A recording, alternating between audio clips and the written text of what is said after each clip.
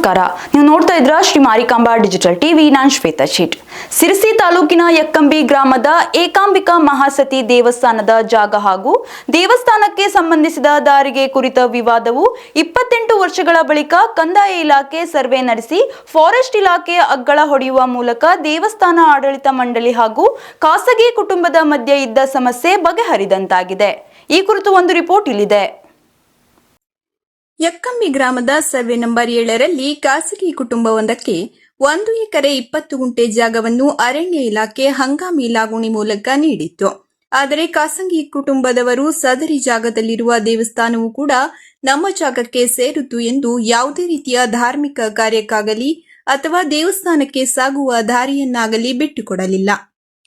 ಇದರಿಂದ ಗ್ರಾಮಸ್ಥರು ಹಾಗೂ ದೇವಸ್ಥಾನ ಮಂಡಳಿಯವರು 1994ರಿಂದ ಪ್ರಕರಣ ಮಾಡಿಕೊಂಡು ಬಂದಿದ್ದರು.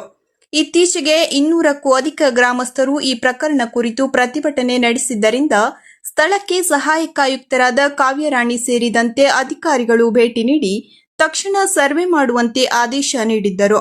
ಅದರಂತೆ ನಿನ್ನೆ ಶಿರಸಿ ಗ್ರಾಮೀಣ ಸಿಬಿಐ ಸೀತಾರಾಮ್ ನೇತೃತ್ವದಲ್ಲಿ 20ಕ್ಕೂ ಅಧಿಕ ಪೊಲೀಸರ ಬಿಗಿ ಬಂದೋಬಸ್ತ್ನಲ್ಲಿ ಕಂದಾಯ ಇಲಾಖೆಯವರು ಸರ್ವೆ ನಡೆಸಿ ಖಾಸಗಿ ವ್ಯಕ್ತಿಗಳ ಜಮೀನಿನ ಗಡಿ ಗುರುತಿಸಿ ಅರಣ್ಯ ಇಲಾಖೆಯವರ ಸಹಾಯದಿಂದ ಜೆಸಿಬಿಯಿಂದ ಅಗ್ಗಳ ತೋಡಲಾಯಿತು.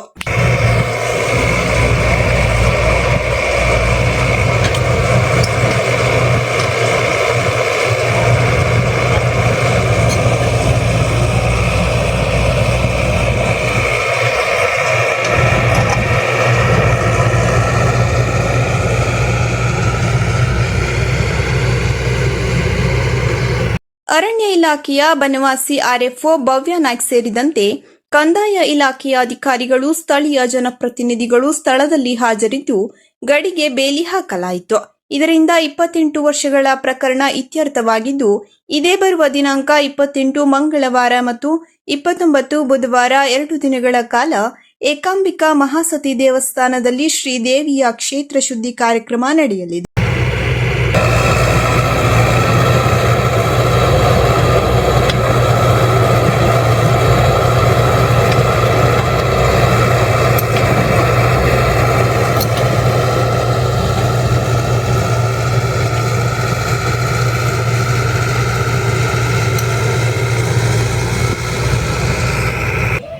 ವೇದಮೂರ್ತಿ ಶಂಕರ ಭಟ್ಟರ ಪೌರೋಹಿತ್ಯದಲ್ಲಿ ದೋಷ ಉಚ್ಚಾಟನೆ, ತತ್ವಕರಣ್ಯಾಸ ಶಾಂತಿ, ಪ್ರಾಯಶ್ಚಿತ್ತ ಹೋಮ ಸೇರಿದಂತೆ ವಿವಿಧ ಧಾರ್ಮಿಕ ಕಾರ್ಯಕ್ರಮಗಳು ನಡೆಯಲಿದೆ ಎಂದು ಯಕ್ಕಂಬಿ ಗ್ರಾಮದ ಗ್ರಾಮಸ್ಥರು ಮತ್ತು ದೇವಸ್ಥಾನ ಆಡಳಿತ ಸಮಿತಿ ತಿಳಿಸಿದೆ.